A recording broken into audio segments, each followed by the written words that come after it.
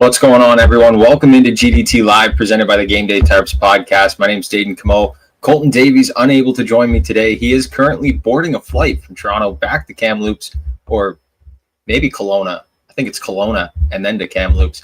Anyway, Colton's unavailable today, so it's just myself. Just wanted to give you guys a quick recap of the week so far. Monday, obviously, we had the Jake O'Brien video go up. That one was pre-recorded. Colton and I got to chat with him last week. It was great to sit down with Jake. He gave us some great stories, great insight into his draft off season, what that's been like, and some stuff around there. The OHL is kind of getting into some dev camp stuff, just starting up here soon, so we'll get into that.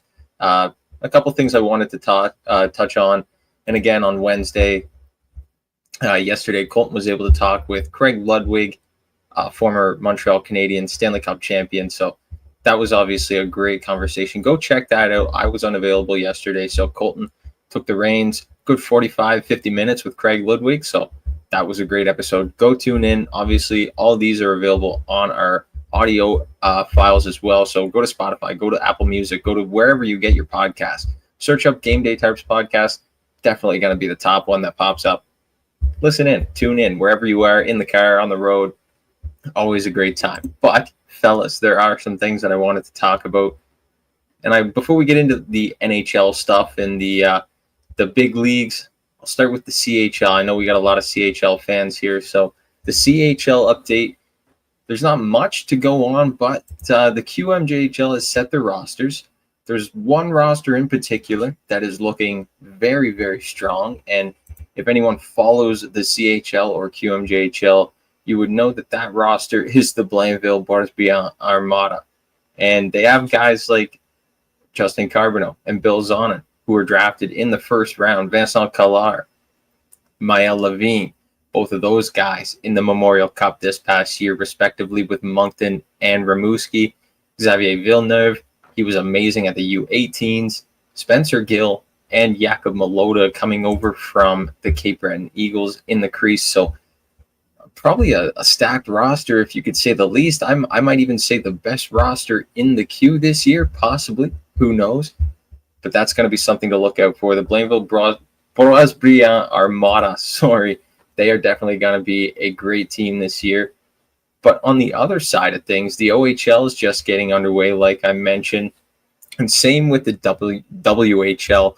And I guess that brings me to this. With the WHL camps opening up, we've kind of got to see the first look at. I know the CHL has started doing the new brand deals with Bauer and Under Armour. Under Armour being the jersey and sock provider, Bauer being the gear like pants, gloves provider. So why don't we take a look at that here? A picture presented by the Edmonton Oil Kings. They posted this on their Twitter earlier today, and it kind of just shows, like, obviously on the right hand side, the picture there shows that big Under Armour patch on the shoulders. I don't know how I feel about it. Obviously they went for the branding aspect, and it worked in their favor, I guess. I don't know how the fans are going to react to that. I don't know how teams and players are going to react. Obviously they don't really care that much. It's the logo on the front that they're playing for. That's what they would tell you if you asked them. So I don't know how I feel about the New Jersey look in the CHL, but that's definitely something to look out for going forward.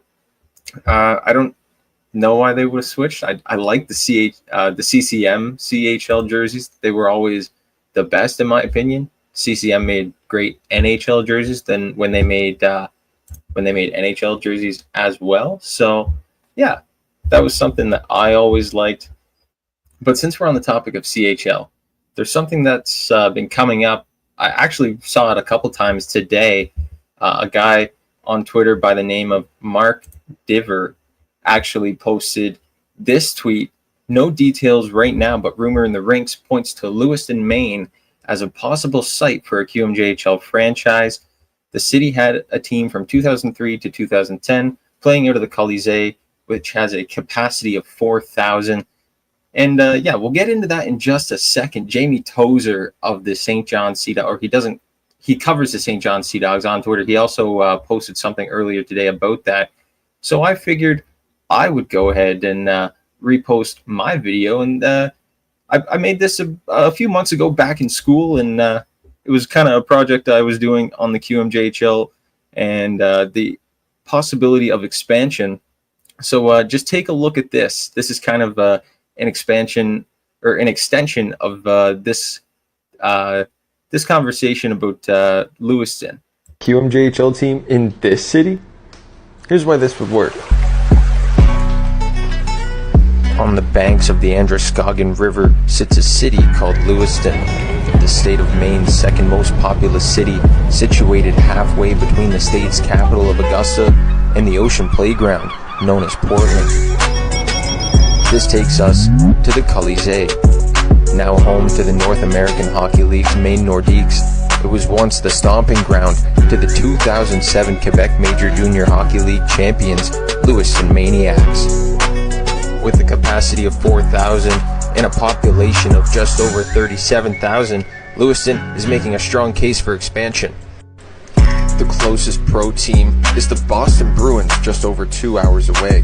The Rouyn-Noranda Huskies would be the longest trip at just under 12 hours, shorter than the trip for 5 other teams in the queue. Let me know in the comments if you think Lewiston deserves another shot at it, and stay tuned to find out which city the QMJHL should expand to next. So Lewiston was one of the first cities that I kind of touched on. There's 4 others if you go back on my Twitter or go to Blue Nose Hockey on TikTok and scroll down, look for those videos. They're all about expansion, all about QMJHL expansion. And 3 of those cities that I chose out of the 5 that I thought were probably best fit for QMJHL expansion were south of the border. And to be honest, that doesn't surprise me at all. There's more population south of the border, and USA Hockey, especially in these Northeast states, has started to develop. Lots of guys are coming up from the Northeast states now to play in the QMJHL, something that they probably wouldn't have done. So I don't see a reason why they shouldn't put a team down in the Northeast states like Lewiston in Maine. Give those guys south of the border a chance to go play in a QMJHL or for a QMJHL team in their home state or a state close to home. Maybe some guys don't want to come north of the border. I don't know. It could be a whole bunch of different reasons, but I think Lewiston is a great option if the QMJHL is going to expand. But since we're on the topic of prospects, CHL, there's a lot of players that were invited from the CHL to the NHLPA 2025 Rookie Showcase presented by Upper Deck. So if you guys don't know what that is, it's a tournament, or not a tournament, but a showcase game in Washington. It's going to be taking place at the Washington Capitals practice facility here in a few days on September 4th. And the roster is as follows. I'll pop this up for you guys watching, but for the people that are listening in or going to be tuning in later, almost every team has sent a prospect to this. Frederick Brunet from Boston, Ziv Bouillon from Minnesota, Berkeley Catton from Seattle, Trevor Connolly from Vegas, Ben Danford from Toronto, Sam Dickinson from the Sharks, Carson Dewart from Philly, Jordan Dumais from Columbus, shout out former Moosehead, Jack Finley from Tampa Bay, Mark Gatcomb, New York Islanders, Consta Hellenius from Buffalo, Quinn Hudson from Edmonton, Tija Ginla from Utah, Joakim Kamel from Nashville, Ryan Leonard from Washington, Oliver Moore from Chicago, Alexander Nikishin from Carolina, Yanni Newman from Seattle, Zane Parekh from Calgary, Gabe Perreault from New York, Francesco Pinelli from the Kings, David Reinbacher over Ivan Demidov from Montreal, Axel Sandin Pellikka from Detroit, Grayson Sachin from Florida, Matthew Schaefer from the Islanders again, Beckett Seneca from Anaheim, Jimmy Snuggerud from St. Louis, Cam Squires, shout out to the Islander, from New Jersey, Matthew Wood from Nashville. Braden Yeager is coming from Winnipeg. And last but not least, Carter Yakimchuk is on his way from Ottawa to the Rookie Showcase. So I was reading into this, and the main reason for the Rookie Showcase is for Upper Deck to be able to show some, or not to show some, but to get some pictures of these rookies for their rookie cards. So they'll actually be able to get some pictures in their team gear, not in their AHL or junior gear like they would, but actually be able to put them on a rookie card with their rookie gear. And yeah, I think that's kind of sick. I didn't know that's how they did it, but yeah, that's kind of interesting. It's nice to see that some players are getting a chance. Like the Islanders are getting to send a couple players. Seattle, I believe, is sending a couple players. Pittsburgh, I don't think, is sending anyone. So there's a couple teams that aren't sending players. But the one that kind of sparked my interest, you guys kind of heard me say it, was Ivan Demidov not getting selected by the Montreal Canadiens, and David Reinbacher actually taking his place, or not taking his place, but just being selected by the Habs. I just think most people would have thought that Demidov would have got the selection. But in my mind, I think it's kind of like Demidov made his mark. He's been there since like the end of last season, although he didn't get too many games, especially into the playoffs. Demidov's been there, and people know him. He's been showcased. I guess you could say the same for a guy like Matthew Schaefer that is going, but for a team like Montreal, if you're going to be able to let Demidov play and flourish anyway, why not send a guy like David Reinbacher, who was supposed to be a top guy? He was picked 5th overall. Carey Price couldn't even remember his name when they picked him. He was supposed to be a top shutdown guy, but he hasn't really came into that yet. So maybe sending Reinbacher down to play with these younger guys at the showcase, let him kind of showcase his skills, might also help him. So that's another thing that can definitely help the Habs. But yeah, I don't know if there's any other teams, that really sent any players that shocked me. I'm glad that Carter Yakimchuk is heading down for Ottawa, because obviously he wasn't selected for the World Junior team last year, but I still believe that Carter Yakimchuk is one of the premier defensemen or defensive prospects in the NHL. But he didn't really get any recognition last year. So that was kind of a tough one. But yeah. There was one other thing that I wanted to touch base on before we wrap things up. It's going to be just a quick one today. Colton's not able to join me, but tomorrow, Colton has informed me that Cam Robinson from Elite Prospects will be joining us, and Max Buttman from The Athletic, to talk a little bit about whatever's going on over there at Elite Prospects, some scouting news potentially from Cam Robinson, and anything that goes on over at The Athletic. Max Buttman will be joining us for that. A great Friday episode. It'll be nice to wind down the week and kind of get things going as we gear closer to hockey season. I know you guys are probably pumped that hockey season's coming back. I am as well. And yeah, it's kind of where I wanted to end things off. But before we end things off, I wanted to just make a little announcement. I know that I've been away a little bit. Colton kind of runs the show most of the time. I've given him the reins. He does a great job with things. But yeah, folks, I've been away. I've been grinding at Mayo Media Network up there, working on a show for the Fight Network, also working on a couple shows at Mayo Media Network as well. And I was also grateful enough to get the opportunity to work for High Button Sports. Joining High Button Sports as a play-by-play commentator. Probably not the hat to put on, but it's the only hat I got.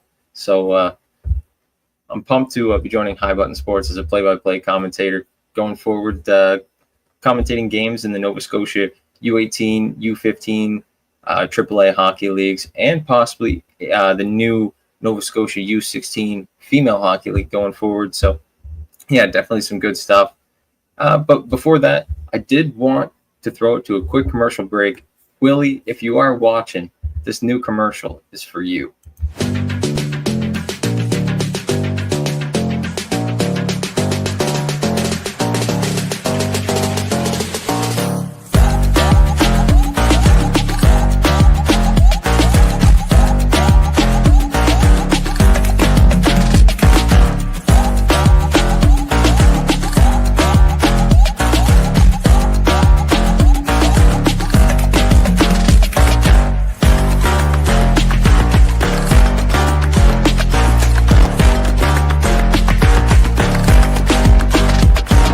Is the off season bumming you out? Yeah. Do you wish you had more hockey content to consume? Yeah. Well, head on over to patreon.com/gamedaytarps and check out all the exclusive content we have to offer. Behind the scenes videos, in-depth analysis, and so much more.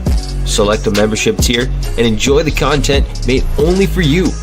Only at patreon.com/gamedaytarps.